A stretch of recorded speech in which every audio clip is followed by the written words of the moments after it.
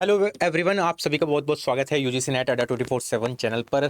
मेरे साथ है अंशिका मैम और आप मेरे को तो जानती हो। तो पेपर 1 में 10 यूनिट आ रही हैं। कहाँ कहाँ से इंपॉर्टेंट क्वेश्चंस कहाँ कहाँ से आपके एग्जाम्स में फंसने वाले हैं, तो क्या क्या आपको पढ़ना है, क्या क्या छोड़ के जा सकते हो, वो हम स्टार्ट करेंगे। स्टार्ट करते हैं अंशिका मैम से। बताइए मैम।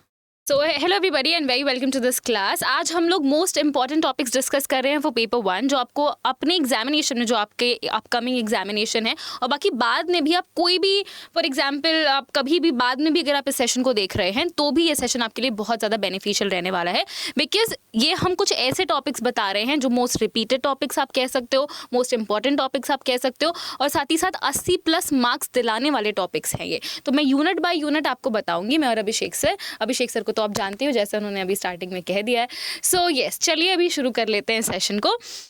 सबसे पहले बात करेंगे हम लोग unit number 1, which is teaching aptitude. अगर हम टीचिंग एप्टीट्यूड की बात करें तो टीचिंग एप्टीट्यूड के अंदर आप लोगों को जो टॉपिक्स बिल्कुल मिस नहीं करने हैं, which you have to study at any cost, that is सबसे पहले तो स्वयं और स्वयं प्रभा। प्लीज़ इनकी वेबसाइट्स को आप ज़रूर जा कर के विज़िट करें अपने एग्ज़ाम से पहले। कितने चैनल्स हैं, कहाँ से अपलिंक होता है, बिसाज गांधीनगर से अपलिंक होता है, इसमें कौन सी सैटेलाइट का इस्तेमाल किया जाता है। उसके अलावा एक नया पोर्टल आया है आपके लिए, स्वयं प्लस। स्वयं का ही एक अपग्रेडेड मॉडल है जो कि रूरल एरियाज में लोगों के लिए ऑनलाइन लर्निंग को या डिस्टेंस लर्निंग को एक्सेसिबल बना रहा है, इजी बना रहा है। ठीक है, तो ये दोनों टॉपिक्स आपके टीचिंग एप्टीट्यूड में बहुत इंपॉर्टेंट है। नेक्स्ट अप इज आपका अडोलेसेंट वर्सेस अडल्ट लर्निंग। यहाँ से अगर आप देखोगे बहुत सारे क्वेश्चंस आपके एग्जामिनेशन में बनते हैं, एंड अगर आप इसको पढ़ लेते हैं तो आपके आराम से 2 नंबर बन जाएंगे। उसके अलावा एडोलेसेंट और अडल्ट लर्नर्स के अलावा आपका इवैल्यूएशन एक बहुत ही इंपॉर्टेंट टॉपिक बनता है। इवैल्यूएशन में आपको पढ़ने हैं पीडीएफ्स। अब आप बोलोगे मैम पीडीएफ्स क्या है?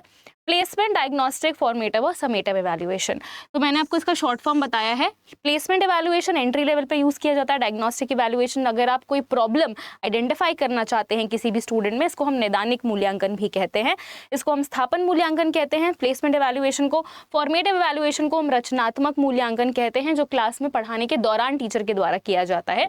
एंड समेटिव इवैल्यूएशन को हम योगात्मक मूल्यांकन कहते हैं, जो कि क्लास के एंड पर या सेमेस्टर एंड होने पर या टर्म एंड होने पर किया जाता है। तो ये चारों इवैल्यूएशन के टाइप्स पढ़ना आपके लिए बहुत बहुत इंपॉर्टेंट है। इसमें I would like to add norm reference and criteria reference. ठीक है, तो अगर आप ये 6 इवैल्यूएशन पढ़ लेते हैं तो आपके क्वेश्चंस बन जाएंगे। इसके अलावा अगर हम बात करें कुछ एडिशनल चीज़ों की, तो आप as an addition LMS, Padlet, jigsaw learning, flipped classroom, इसके अलावा ये अगर आप कर लेते हो तो आपके और कॉन्सेप्ट मैप और माइंड मैप, यहाँ से ज़रूर क्वेश्चन आते हैं। ठीक है, तो these are the most important topics जो आपको टीचिंग एप्टीट्यूड में बिल्कुल मिस नहीं करना है। और लर्नर सेंटर्ड और टीचर सेंटर्ड लर्निंग, ये भी आपके लिए छात्र केंद्रित और शिक्षक केंद्रित। ठीक है, तो ये हमारे टीचिंग एप्टीट्यूड के हो गए। इसके अगर आप PYQs भी लगा लेते हैं तो आपको बहुत ज़्यादा फायदा होगा। आप चाहें तो उसका स्क्रीनशॉट भी लेकर रख सकते हैं। Next up is your research aptitude. Research aptitude की अगर हम बात करें, अगर आपने हमारा जो JRF दिवस वाला सेशन है उसको देखा होगा, तो उसमें हम सारे इंपॉर्टेंट टॉपिक्स को कवर करते हुए आ रहे हैं। अगर आप चाहें तो वो एक इकलौता ऐसा सेशन है जिसको आप देख सकते हैं, जिसमें सारे टॉपिक्स को कवर किया गया है। रिसर्च एप्टीट्यूड में सबसे पहले तो आपको क्वांटिटेटिव वर्सेस क्वालिटेटिव के बारे में पढ़ना है, यानी गुणात्मक और मात्रात्मक जो आपका रिसर्च होता है या अनुसंधान होता है उसमें क्या डिफरेंस है, ये आपको पढ़ना है। उसके अलावा आजकल एक नया जो क्वेश्चन आने लगा NTA की तरफ से, वो है टाइप्स ऑफ रिसर्च सॉफ्टवेयर जो कि यूज़ किए जाते हैं। तो टाइप्स ऑफ रिसर्च सॉफ्टवेयर को पढ़ लीजिएगा।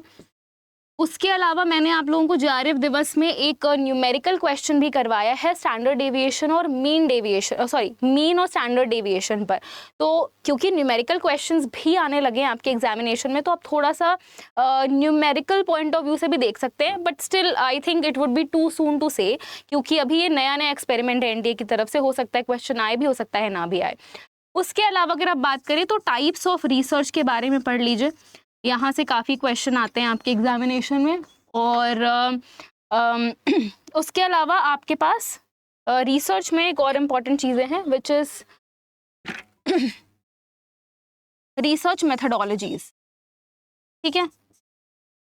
तो ये सारी चीज़ें आप पढ़ लेंगे तो आपका रिसर्च भी हो जाएगा बहुत अच्छे तरीके से। वैलिडिटी पढ़ लीजिएगा, वैलिडिटी बहुत इंपॉर्टेंट है, एंड थोड़े से बेसिक्स ऑफ रिसर्च। तो ये कुछ इंपॉर्टेंट टॉपिक्स हैं जो आपको रिसर्च के अंदर पढ़ने हैं ताकि आपके अच्छे मार्क्स रिसर्च में आ जाएं। नेक्स्ट टॉपिक और नेक्स्ट यूनिट अगर हम बात करें तो दैट इज कम्युनिकेशन। देखो, कम्युनिकेशन बहुत छोटा नन्ना प्यारा सा यूनिट है, बट आपको अच्छे खासे नंबर प्रोवाइड कर सकता है अगर आप कॉन्सेप्ट की क्लैरिटी रखते हैं। इसमें सबसे पहले आपको टाइप्स ऑफ कम्युनिकेशन पढ़ लेना है। जितने भी आपके टाइप्स हैं कम्युनिकेशन के, उसको आप PYQs के थ्रू भी देख सकते हैं। Intrapersonal, interpersonal, group communication, formal, informal, grey point, फैटिक communication, Meta communication से काफ़ी क्वेश्चन आ रहे हैं आपके एग्जामिनेशन में। उसके अलावा बैरियर्स ऑफ कम्युनिकेशन, या जिसको हम लोग नॉइज़ भी बोलते हैं, या जिसको हम संचार की बाधाएं भी बोलते हैं, आप इसको ज़रूर पढ़िए। इसमें साइकोलॉजिकल आ जाएगा आपका, फिजिकल बैरियर्स आ जाते हैं, सिमेंटिक बैरियर्स आ जाते हैं। उसके अलावा अगर हम बात करें तो यांत्रिक बाधाएं भी आ जाती हैं। तो ये बहुत सारे कुछ बाधाएं हैं जहाँ से ज़रूर आपके एग्जाम में क्वेश्चन आता है।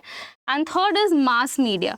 मास मीडिया कम्युनिकेशन में आपको हॉट मीडिया, कोल्ड मीडिया के बीच में डिफरेंस क्या होता है, उसके अलावा मास मीडिया की थ्योरी क्या क्या है, कुछ भी अगर आप नहीं पढ़ते तो भी अगर आप बेसिक कैरेक्टरिस्टिक्स भी पढ़ लेते हैं तो आपका जो स्टेटमेंट वाला क्वेश्चन होता है या असर्शन रीजनिंग वाला क्वेश्चन होता है वो लग जाएगा आपके सिर्फ कैरेक्टरिस्टिक्स पढ़ने से, ठीक है।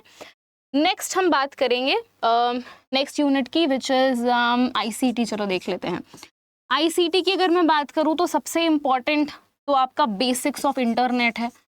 वेब ब्राउज़र क्या होता है, सर्च इंजन क्या होता है। अगर आपको ये सारे बेसिक्स नहीं पता है इंटरनेट के तो आपके 2 नंबर NTA लेकर जाएगा। वेब 1.0, 2.0, 3.0 इसके बारे में ज़रूर पढ़ लें। Number system conversion, I know बहुत सारे लोगों को नहीं समझ आता है तो you can skip this, but अगर आपको सच में समझ आता है, आपने पहले से तैयारी की है, तो ये टॉपिक बिल्कुल स्किप ना करें। Next is memory hierarchy. मैंने आपको कई बार बोला है, कुछ पढ़ो ना पढ़ो, प्लीज़ मेमोरी हायरार्की ज़रूर पढ़ लेना। कैशे मेमोरी रजिस्टर, JRF दिवस में मैंने क्वेश्चन भी करवाया है। Cache memory register, magnetic tapes, RAM, SSD, HDD, ये सारी चीज़ें जो है वो आपके लिए बहुत बहुत इंपॉर्टेंट हैं ICT के अंदर। उसके अलावा नेक्स्ट टॉपिक है आपका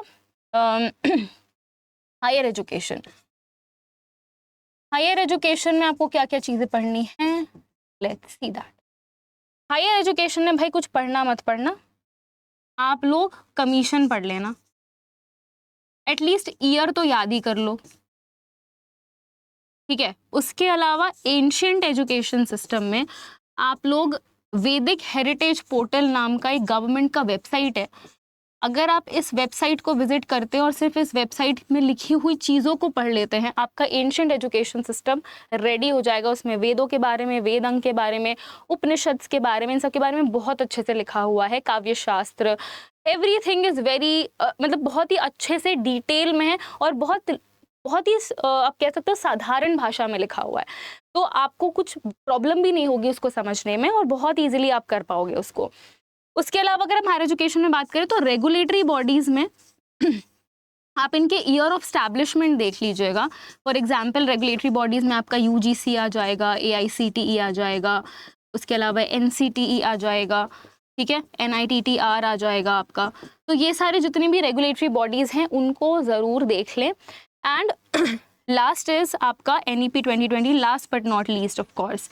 NEP 2020 में भी मैं आपको एक चीज़ बता दूं जहाँ से ज़रूर क्वेश्चन आते हैं, दैट इज़ HECI के 4 वर्टिकल्स।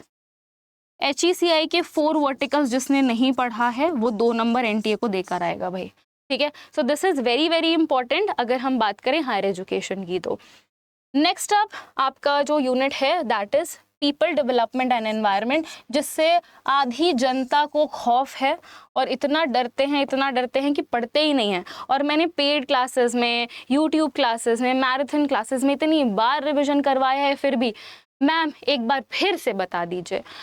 तो भाई रिवीजन अच्छे से करना है आपको। पीपल डेवलपमेंट और एनवायरनमेंट में अभी जो चीज़ें क्वेश्चन आने लगा है वो है बायो अक्यूमुलेशन का। मैंने आप लोगों को ये पूरा कॉन्सेप्ट जेआरएफ दिवस के जो हमने मैराथन ली है उसमें करवाया है।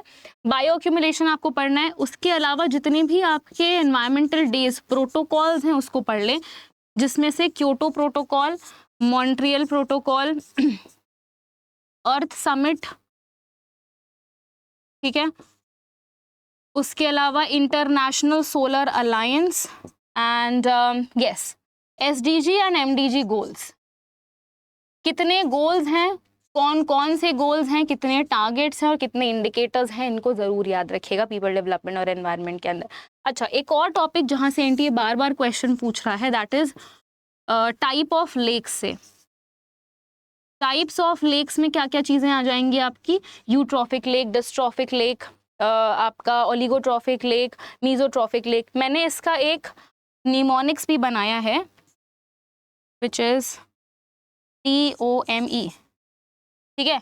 ये है आपका डिस्ट्रॉफिक, यहाँ पर आपका पीएच बहुत ज़्यादा होता है लेक का। ओलिगोट्रॉफिक जिसको अल्पपोषी कहते हैं, ठीक है। मीजोट्रॉफिक जिसमें मध्यम न्यूट्रिएंट होते हैं, और यूट्रॉफिक जिसमें बहुत ज़्यादा न्यूट्रिएंट होते हैं, इस वजह से ये बहुत ज़्यादा पोल्यूटेड होता है। तो ये अल्पपोषी है और ये सुपोषी लेक है, ठीक है।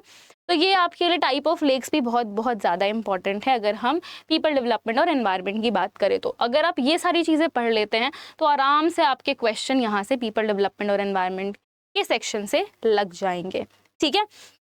उसके अलावा एयर पोल्यूटेंट्स में आप लोग ये देख लेना कि POPs क्या होते हैं, ठीक है। परसिस्टेंट ऑर्गेनिक पोल्यूटेंट्स, चिरस्थायी ऑर्गेनिक पोल्यूटेंट प्रदूषक इसको बोला जाता है। इसके अंदर अगर आप बात करोगे तो आपका डाइऑक्सिन्स, फ्यूरेंस, DDT, PCBs, ये सब इंक्लूडेड होते हैं। ये सारे क्वेश्चंस मैंने जेआरएफ दिवस के अंदर करवाए हुए हैं आपको। आप जेआरएफ दिवस 1.0, जेआरएफ दिवस 2.0 अगर ये दोनों देख लेते हैं कंप्लीट, पेपर 1 आपका तैयार हो जाएगा। काफ़ी क्वेश्चंस आपके लग जाएंगे एंड आई एम श्योर वहाँ से ज़रूर आपके एग्जाम में बहुत सारे क्वेश्चंस पूछे जाएंगे, ठीक है। तो अभी हमने जो है वो ये सारी चीज़ें देख ली हैं। बाकी आपको फैलेसीज तो पता ही है, fallacies are very very important, ठीक है। तो ये अलग से मैं मेंशन कर रही हूँ। तो आई थिंक मैंने अपने सारी यूनिट्स को देख लिया है। अभी आप लोगों को अभिषेक सर बाकी का जो क्वांट वाला पोर्शन है उसके बारे में इम्पॉर्टेंट टॉपिक्स बताएंगे। Thank you ma'am. तो काफ़ी सारे यूनिट्स जो हैं अब आपके मैथ्स, LR और DI पे जाएंगी। तो यहाँ से क्या क्या इंपॉर्टेंट हो सकता है उस पर थोड़ी सी चर्चा कर लेते हैं। जैसे कि अगर मैं बात करूँ आपसे स्पेशली DI की, है ना, डेटा इंटरप्रिटेशन, तो इसमें आप क्या ही छोड़ के जाओगे, है ना, कोई मतलब कोई छोड़ने का कोई मतलब नहीं है। क्यों? क्योंकि इसमें DI में आपका जो क्वांट वाला एरिया है, मैथ्स वाला एरिया है, वहां से जो भी टॉपिक्स आप देख पा रहे होंगे, परसेंटेज, रेशियो, प्रपोर्शन, है ना, साथ में एवरेज, वो सारे के सारे का यूज आप यहाँ पे देखोगे DI में, ठीक है। तो स्पेशली अगर DI को टैकल करना है तो DI को छोड़ के नहीं जा सकते। पहली बात तो ये है ना, ये 30 नंबर जो है बहुत इंपॉर्टेंट होंगे JRF निकालने के लिए। बिना 30 नंबर के JRF नहीं निकलेगा, टू बी फ्रैंक, सच बात है ये। तो आपको मैथ्स को अच्छा करना पड़ेगा। तो मैथ्स में कुछ टॉपिक इंपॉर्टेंट होंगे जैसे percentage, ratio, proportion, average, profit loss. ये बेसिक भी अगर आप पढ़ के चले जाते हो, जो मैंने यूट्यूब पे आपको करा दिया है, तब आपकी बात बन जाएगी मैथ्स में, है ना। जो 5 क्वेश्चन आने वाले हैं वो आराम से हैंडल हो जाएंगे। बट इंपॉर्टेंट तो ये है कि परसेंटेज को आप स्किप नहीं कर सकते, क्योंकि परसेंटेज का आपको यहाँ तो यूज दिखेगा ही दिखेगा, मतलब यहाँ तो क्वेश्चन आ ही रहा है क्योंकि इसमें भी दिख रहा है। समझ रहे हो ये बात? तो DI को अच्छा करने के लिए आपको ये कवर करना पड़ेगा। बात करेंगे LR की, तो LR में कुछ बेसिक चीजें पढ़ के जाओगे आप, जैसे सिलोजिज्म हो गया, वहां से क्वेश्चन आ रहे हैं। मैंने आज JRF 2.0 और 1.0 में दिखाया भी था आपको, डायरेक्ट वेन डायग्राम पे क्वेश्चंस आते हैं, ठीक है। ब्लड रिलेशन आपको कवर करना होगा, क्योंकि वहां से एक क्वेश्चन तो बन ही रहा है। आज भी देखने को मिला था कि दिसंबर अटेम्प्ट 2023 में क्वेश्चंस बन रहे हैं वहां से, तो वो क्वेश्चंस इंपॉर्टेंट रहेंगे। साथ में अगर हम बात करें तो LR में कुछ थ्योरी वाला जो पार्ट है वो भी आपको कवर करना पड़ेगा, है ना। तो ये बेसिक चीजें भी आप कवर कर ले तो आई एम श्योर कि आराम से कवर हो जाएगी पूरी की पूरी चीजें और अच्छा कर लोगे आप। तो मेन तो यही है कि मैथ्स में और LR में आपको मैथ्स और DI में आपको अलग से कुछ करने की जरूरत नहीं है। जो टॉपिक यहाँ पे लिखे हुए हैं उनका डायरेक्ट यूज यहाँ पे है। तो DI को अगर आपको सॉल्व करना है तो आपको मैथ्स वाला एरिया अच्छा करना पड़ेगा, ठीक है। तो मोस्ट इंपॉर्टेंट यही था बस। इसमें कुछ ज़्यादा हटा नहीं सकते हम कि स्किप ही कर दें। DI को स्किप कर दोगे तो बचेगा क्या, पूरी यूनिट ही खत्म हो जाएगी, है ना। तो DI को आपको अच्छा करना है तो मैथ्स को अच्छा करना पड़ेगा। LR को साथ में कुछ टॉपिक मैंने लिख दिए हैं, स्पेशली 2-3 टॉपिक, इनको तो पढ़ के जाना है। तो अगर ये आप टॉपिक कर लेते हो जितने भी हमने पेपर 1 में बताए आपको, तो एटलीस्ट आपके 80 नंबर या 80+ मार्क्स अगर आपको लाने हैं तो ये कवर कर लोगे तो तब भी काम बन जाएगा। जिन्होंने कवर कर चुके हैं उन्हीं के लिए ये वीडियो है। ऐसा नहीं है कि आप बचे हुए दोनों में 10 दिन में ये कवर करोगे तो हो जाएगा। ऑब्वियसली जिसने पढ़ लिया है तो वो रिविजन करने के लिए इतनी स्पीड से कवर कर सकता है, ठीक है। चलिए मिलते हैं नेक्स्ट सेशन में, तब तक के लिए bye bye, take care, have a nice day. अगर वीडियो पसंद आए तो लाइक कर देना, सेशन को शेयर कर देना और चैनल को सब्सक्राइब कर लेना तुरंत। Thank you so much, bye bye, take care, have a nice day.